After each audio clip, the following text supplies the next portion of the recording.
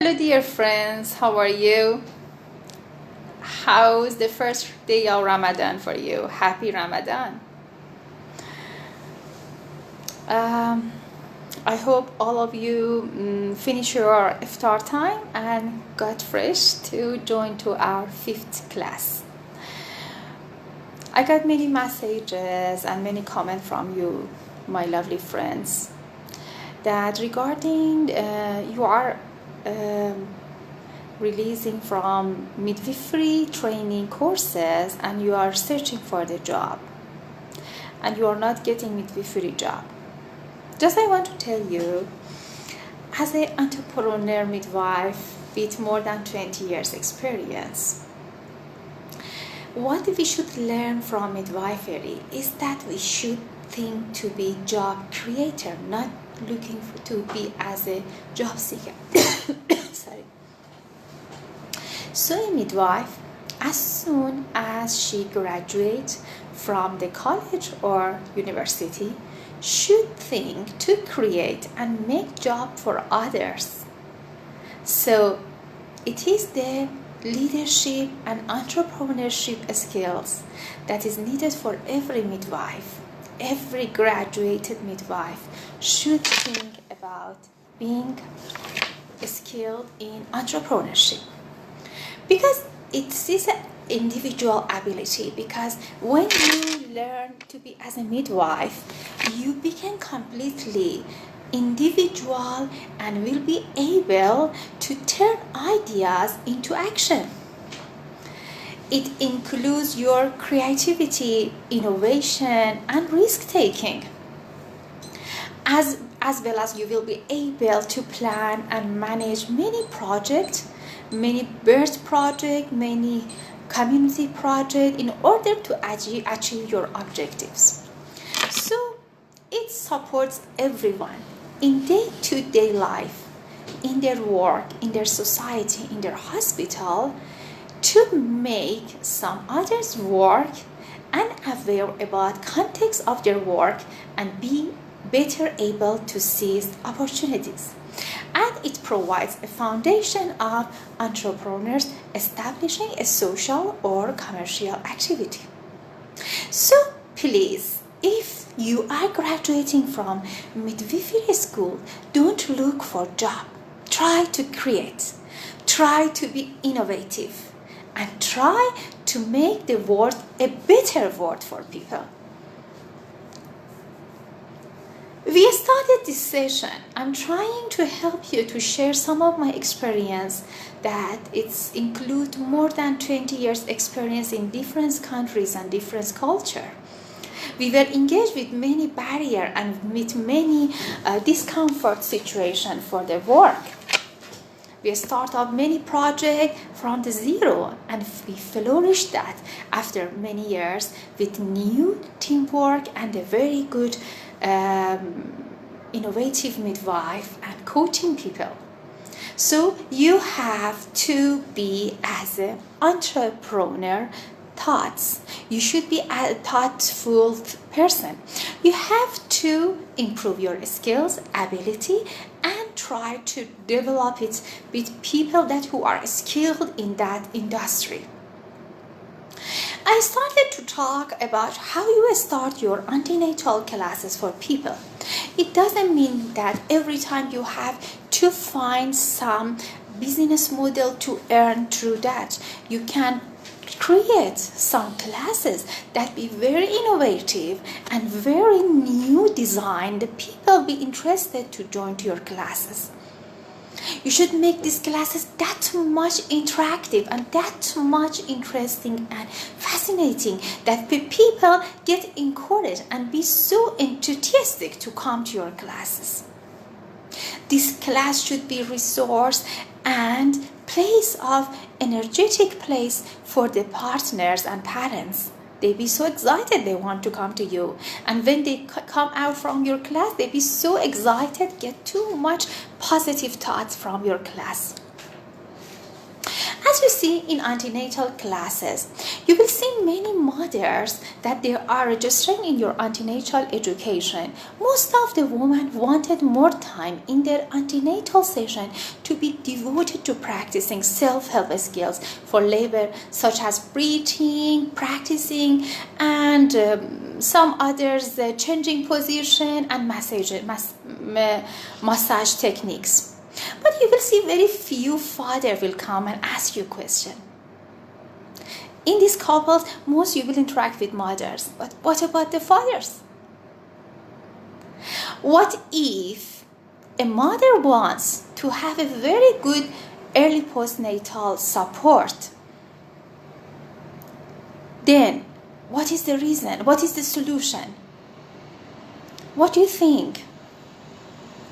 If we want to help a mother to have the best support in early postnatal period, how we can give support to her? You tell me.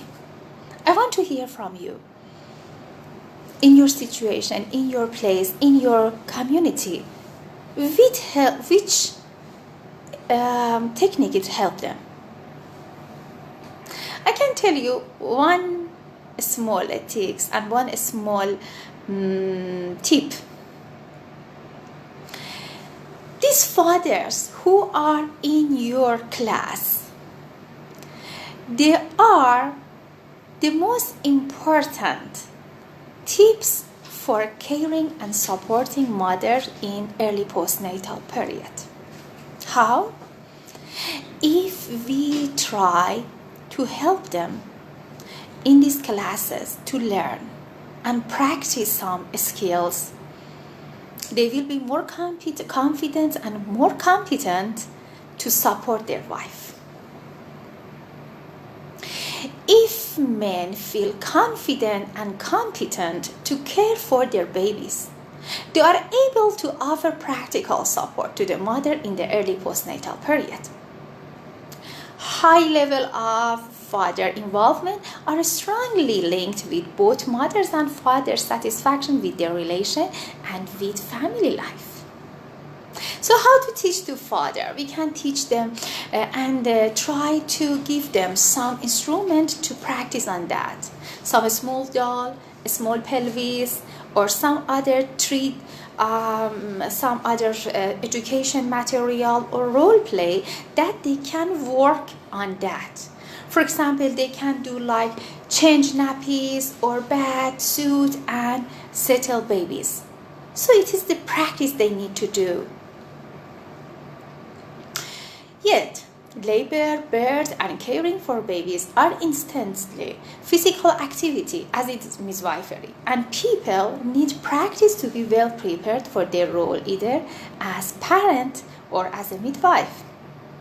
So the best way to gain a confidence to teach physical skills is to observe and speak as many skilled practitioners as possible. Like, for example, like with active birth teachers, hypnobirthing teachers, birth dance teacher, antenatal teachers, and it will be all provided in your educational training in antenatal classes.